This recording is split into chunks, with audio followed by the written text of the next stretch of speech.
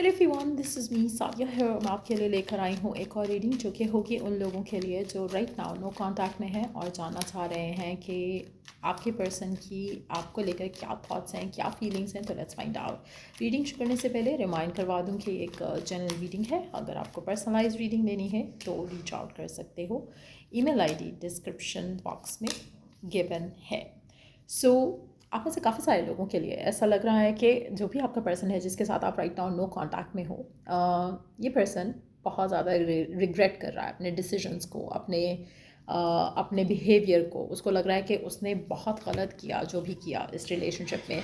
कहीं ना कहीं उसको लग रहा है कि काश उसने ऐसा नहीं किया होता जो उसने किया। शायद उसने आपको हर्ट किया है, शायद उसने आपको चीट किया है, शायद उसने आपको छोड़कर सही नहीं किया।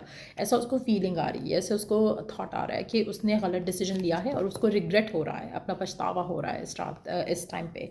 आप में से काफ़ी सारे लोगों के लिए मुझे, बिकॉज आई एक्सीडेंटली सेड रात का टाइम, रात आई सेड, तो हो सकता है कि रात के टाइम पे जब ये पर्सन सोचता है आपके बारे में तो डेफिनेटली इसको लगता है कि इसने गलत किया, इससे गलती हुई है और ये इस चीज़ का पछतावा इसके ऊपर जो है वो डेफिनेटली उसके लिए आपकी तरफ एक्शन लेना चाहता है। But at the same time मुझे ऐसा लगता है कि उसको फियर है, ही और शी इज़ वेरी स्केयर कि वो आपको अगर रीच आउट करता है, अप्रोच करता है तो आप उसको माफ़ करोगे या नहीं करोगे, आप उसकी इमोशंस को समझोगे या ट्रस्ट करोगे या नहीं करोगे।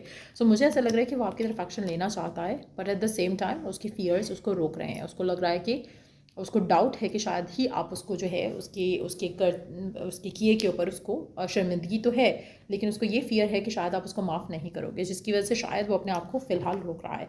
आप में से काफ़ी सारे लोगों के लिए मुझे ऐसा लग रहा है कि शायद आप दोनों के दरमियान में कोई थर्ड पार्टी का इन्फ्लुएंस आया हो, जिसकी वजह से आप दोनों के रिलेशनशिप में कोई मसला आया। हो सकता है कि थर्ड पार्टी के साथ उनका अफेयर चला हो, या ऐसा आपको सुनने को मिला हो, या कहीं हो सकता है कि ऐसी इन्वॉल्वमेंट उनकी थी किसी और पर्सन के लिए, उन्होंने आपको छोड़ दिया हो।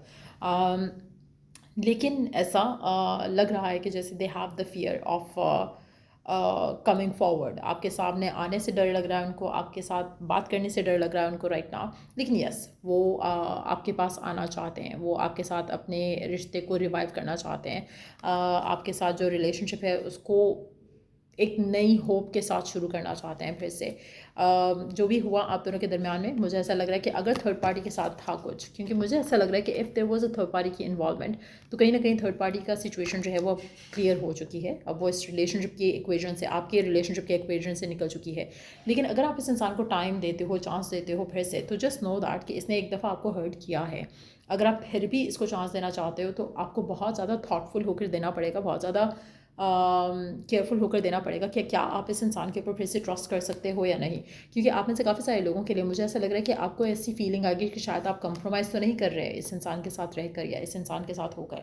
अगर थर्ड पार्टी इसके बीच में और आपके बीच में आई थी तो जस्ट नो दैट कि अभी फ़िलहाल वो ख़त्म हो चुकी है for sure.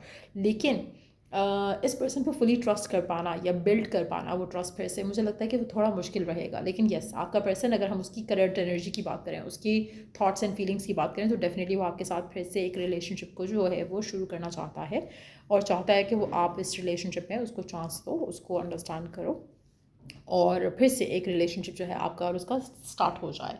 So let's see कि आपके लिए डिवाइन गाइडेंस क्या है इस गिवन सर्कमस्टांसिस में। आपके और आपके पार्टनर के दरम्यान में जो एंडिंग हो चुकी है, नो कॉन्टैक्ट में जो चीज़ें चल रही हैं, उसमें आपके लिए क्या गाइडेंस है डिवाइन की तरफ से, क्या डिवाइन मैसेज है आपके लिए गिवन सर्कमस्टांसिस में।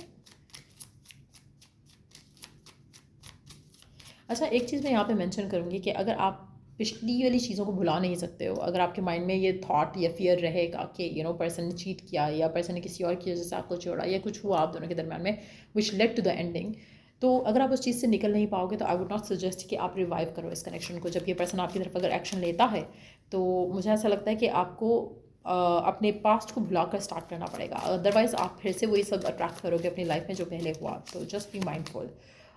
Yes, this person is your soulmate, your connection is secret. आप में से काफ़ी सारे लोगों को अगर ये लगता है कि आपके पर्सन और आपके दरमियान में थर्ड पार्टी नहीं थी, because it's a general reading. एक चीज़ मैं हमेशा मेंशन करती हूँ कि जनरल रीडिंग है, हर किसी के साथ हर चीज़ मैच नहीं कर सकती, कर भी सकती है।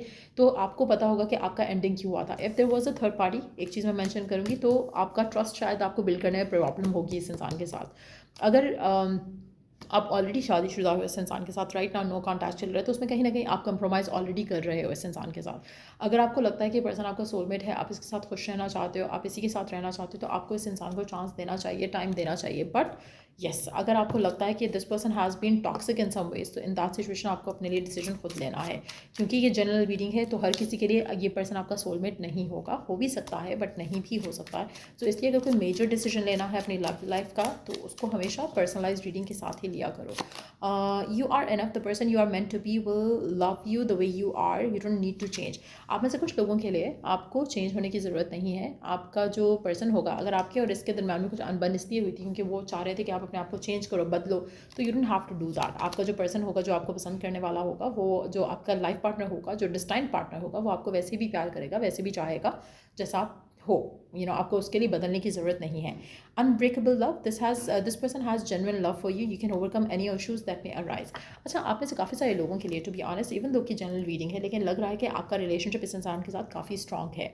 और अगर आपका रिलेशनशिप इस इंसान के साथ काफ़ी स्ट्रॉन्ग है तो बहुत ज़्यादा चांसेस हैं कि ये पर्सन आपका सोलमेट या आपका ट्विन फ्लेम है और रहेगा।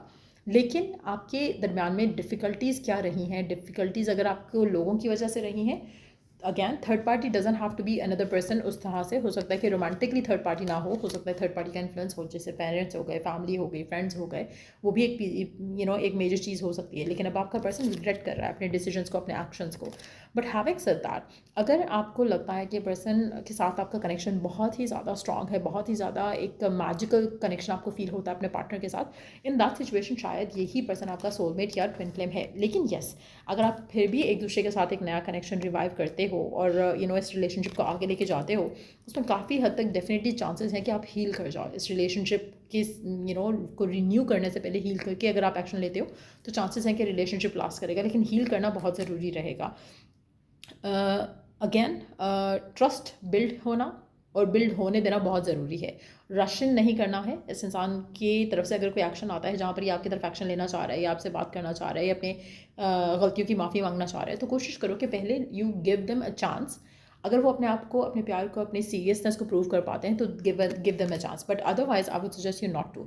स्पेशली अगर आपकी लाइफ में इस इंसान के साथ अगर आपका कनेक्शन टॉक्सिक रहा है इन एनी पॉसिबल वे, जहाँ पर इस पर्सन ने आपको इग्नोर किया, निगलेक्ट किया, या आपको बहुत दफ़ा फील कराया कि शायद वो आपके साथ जेन्युइनली जो है वो एक कनेक्शन नहीं रखते हैं और उनका हमेशा से इंक्लिनेशन टूवर्ड्स अदर पीपल है, तो इन दैट सिचुएशन आपको सोच समझ के डिसीजन लेना है। अगैन फिर से कहूँगी, इवन दो कि पॉजिटिव एनर्जीज हैं, पॉजिटिव कार्ड्स हैं डिवाइन की तरफ से, डिवाइन मैसेजेस पॉजिटिव हैं, तो एक चीज़ मैं यहाँ पे कहूँगी कि हो सकता है कि आप दोनों के दरम्यान में लोगों की वजह से इश्यूज़ आए हों। अगर ऐसा है तो आप एक दूसरे को चांस दे सकते हो, बट स्टिल आपको ख़ुद को बदलने की ज़रूरत नहीं है इस इंसान के लिए। अगर सर्कमस्टांसेस इश्यूज़ की वजह से आपका ब्रेकअप हुआ तो रिवाइवल होने में कोई मुश्किल नहीं है, कोई परेशानी नहीं है, कोई इशू नहीं है कि आप उस कनेक्शन को रिवाइव करो। लेकिन आप दोनों का connection as a person, as an individual एक दूसरे के साथ बहुत स्ट्रांग होना चाहिए और रिन्यूड होप के साथ ही कनेक्शन में वापस जाओ। Let them apologise, let them realise उनकी मिस्टेक, और फिर जब वो आपकी तरफ अगर एक्शन लेते हैं, और जब एक्शन लेते हैं तो गिव देम अ चांस